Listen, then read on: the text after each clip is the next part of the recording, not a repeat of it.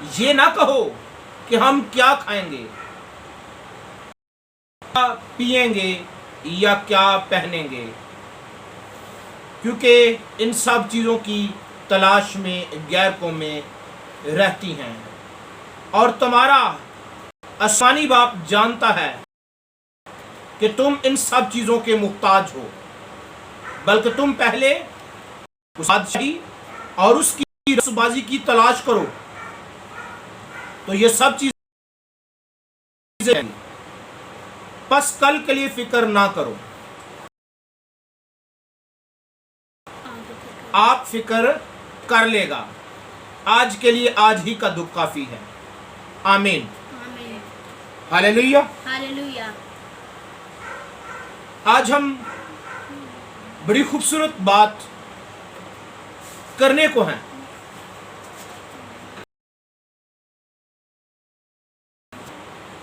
अगर इससे पहले हम थोड़ा सा, अगर हम 26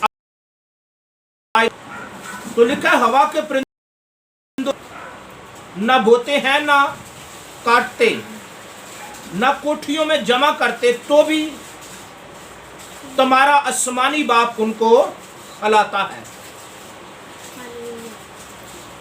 क्या तुम उनसे ज्यादा नहीं रखते? क्या तुम उनसे ज्यादा? किन से? परिंदों से। बाप तुम्हारा है। और हवा के परिंदों को देखो, वो बोते भी नहीं हैं और काटते भी नहीं हैं, न कोठियों में जमा करते हैं, लेकिन मेरे जीजो, लिखा है कि खिलाता है। बाप किसका है? मेरा। जब बाप आता है इसको है परिंदों को। और फिर ये बड़ी खूबसूरत बात है कि तुम्हारी कदर ज्यादा है। क्या तुम उनसे ज्यादा कदर नहीं रखते? आप वैल्यू को भूल चुके हैं। आज ईमानदारों, मैं आपको फिर रिमाइंड करवाना चाहता हूं, मैं और आप इस बात पर गौर करें। बाप किसका है? हमारा। बाप हमारा है और परिंदे फिक्र नहीं कर रहे। औलाद जो है वो अपनी पहचान भूल चुकी है। खुदा हमारा बाप है, वो आसमान और जमीन का खालिक और मालिक है।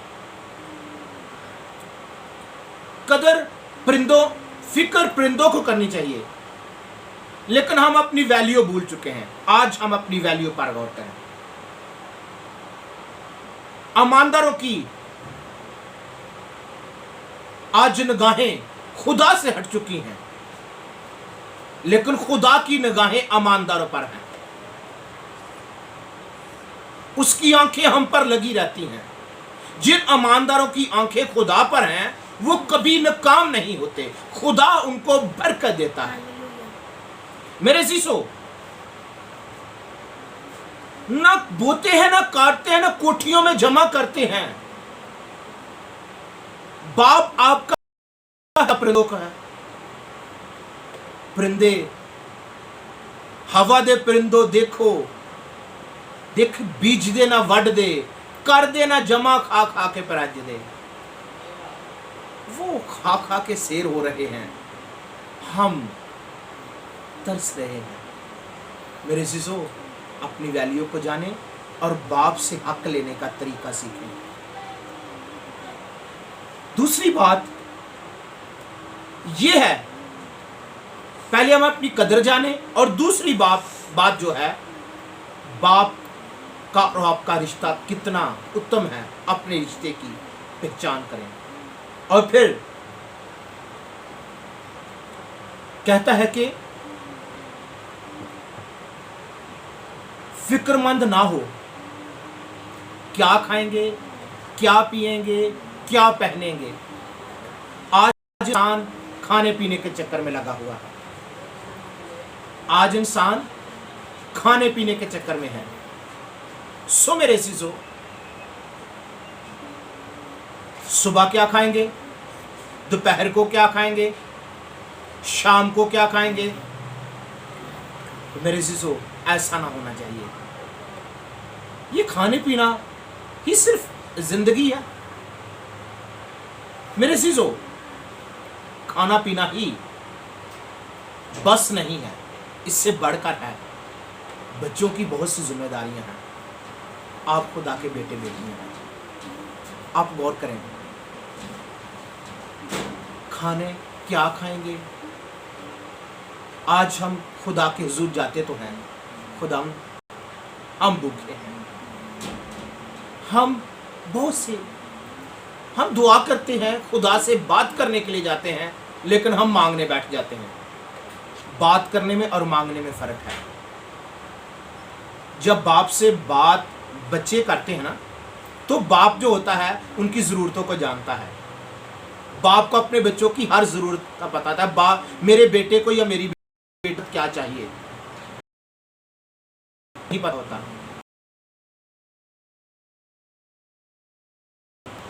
जो औलाद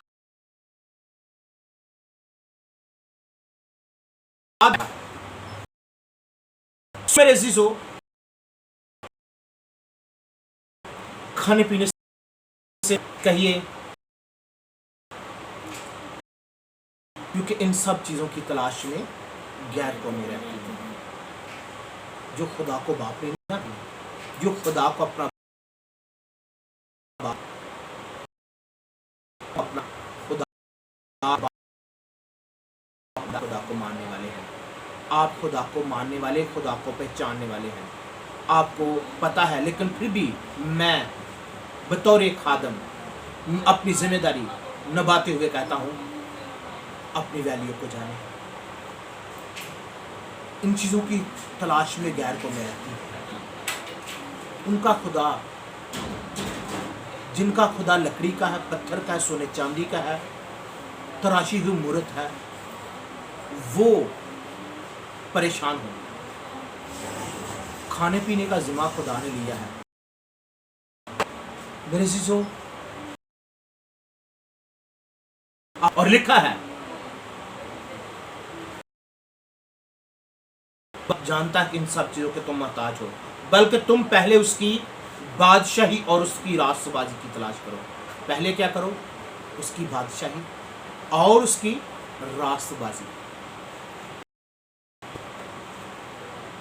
वो बादशाही, बाप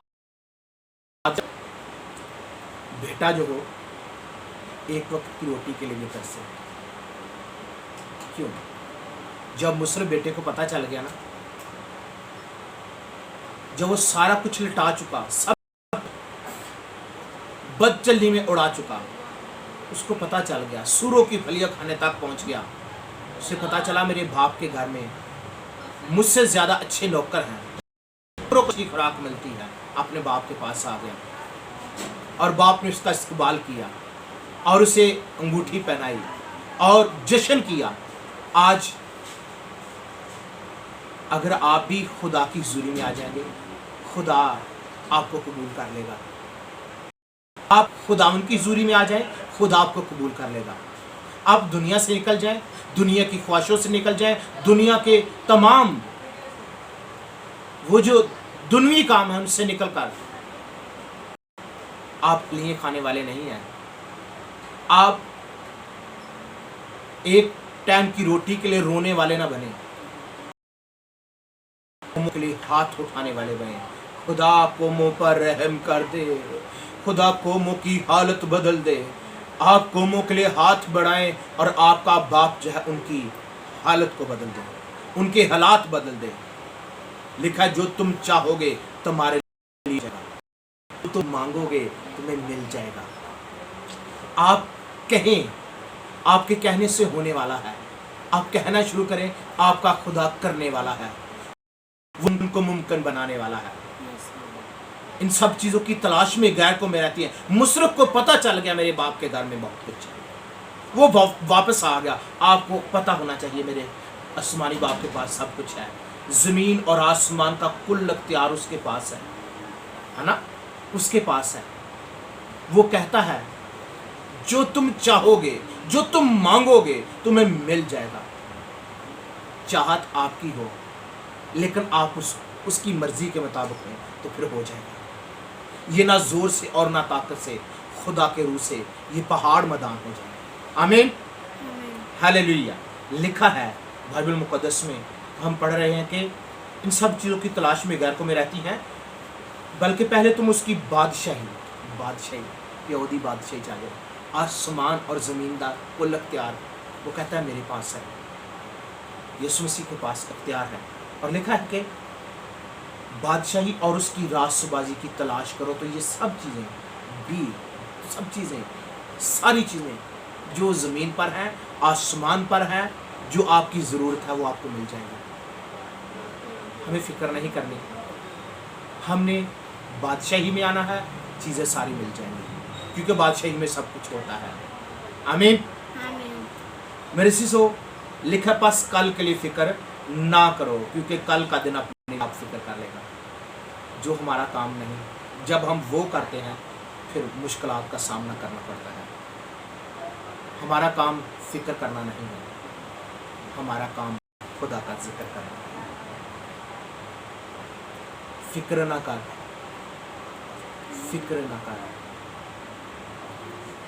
क्योंकि आप फिक्र ना करें, आप जिक्र करें। खुदा मौजूद है, वो करेगा। वो मेरा बाप है, मेरा साथ ना छोड़ेगा, मेरा हाथ ना छोड़ेगा, वो मेरे साथ है। उसकी मौजूदगी को कबूल कर लीजिए, फिर आपके लिए देखना क्या कुछ होता है, फिर काम होता है। मैं आपको बताना चाहता हूँ, फिक्र करना आपका काम है। लिखा फिक्र कर ले, कल का दिन आपके लिए फिक्र करें। आप खुदा की मर्जी के मुताबिक हो, कल का दिन आपके लिए फिक्र करें। आज के लिए बस सोचें, आज का पता नहीं कल जिंदगी है या नहीं, अगला लम्हा भी हमें पता नहीं हमारी जिंदगी का है या नहीं। हम सालों की प्लानिंग करते हैं, हम सालों की मनसूबाबंदी करते हैं, हम सालों का बजट बनाते हैं। ये करेंगे, हमारी नस्ल ये करेगी, आने वाली नस्लें ये करेंगी, मेरी बेटियां ये लेंगी, मेरे बेटे ये लेंगे। मेरे जीजो, फिक्र करना छोड़ दो, उसके कदमों में आ जाए और उसका जिक्र, सिर्फ उसी का जिक्र करें और वो सब कुछ करेगा। ये दिन आपके लिए सोचेंगे, कल मैंने, ये उसका बेटा है जो सब कुछ बनाने वाला है, इसके लिए मैंने कौन कौन सी बरकतें मुहैया करनी है, कौन कौन से जो गिफ्ट हैं, कौन कौन से जो अनमोल तोहफे हैं, मैंने इस बंदा को, जो खुदा का बंदा, इसको देने हैं, खुदा का बेटा जो है इसको देने हैं। अपने बाप की बादशाही में आए और खुदावंद आपको बरकत देगा। परिंदों पर गौर करनी है, परिंदे कोई कदर नहीं रखते, लेकिन आपकी कदर बहुत ज़्यादा है। आप मुकद्दस हैं, आप बेटे हैं। बेटा जो है वही अपनी बादशाही का मालिक होता है, विरासत का हकदार होता है।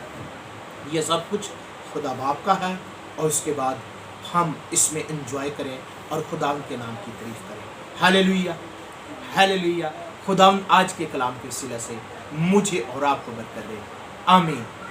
आए अपने सर को झुकाएं और आज मैं आपके लिए दुआ करना चाहता हूँ। खुदावंद आपकी ज़िंदगी से सारी परेशानियों को दूर करेगा। खुदा आपके ख़ानदान में बहाली लाएगा, खुदा आपके ख़ानदान में शादमानी लाएगा। आए आज इस अमान से हैं कि वो मेरा बाप है, वो मुझे बरकत देगा, वो मेरे ख़ानदान में आज बीमारी को ख़त्म करेगा, वो मेरे ख़ानदान में आज दुख को ख़त्म करेगा, वो मेरे ख़ानदान में आज शादमानी, गुड न्यूज़ और बहाली और खुशहाली लाएगा। मेरा बाप है। आए बाप के हजूर आ जाएं और बाप के पाँव पकड़ लें। बाप मैं तेरा बेटा हूँ, मुझे ले। कहिए, ऐ बाप मैं तेरा बेटा हूँ। हालेलुया। खुदा बाप मैं तेरी शुक्रगुजारी करता हूँ। कदमों में आते हैं, खुदा बाप हमारे हमें ले साथ हो, हमारी हिफाजत कर। बाप, बाप हम जानते अपना आप तुझे देते हैं। यीशु के नाम में बाप हम अपने दिलों के दरवाजे तेरे आने के आप लिए बाप खोलते हमें हैं। कबूल कर। बाप तू हम हमें मांगने नहीं कबूल आते, कर। हम आपसे बातें बाप, करने आते हम हैं। आपसे बातें हम करने अपनी आते जिंदगी हैं। में ताजगी बाप, बहाली चाहते हैं हालेलुया। यीशु के नाम में। हालेलुया खुदावंद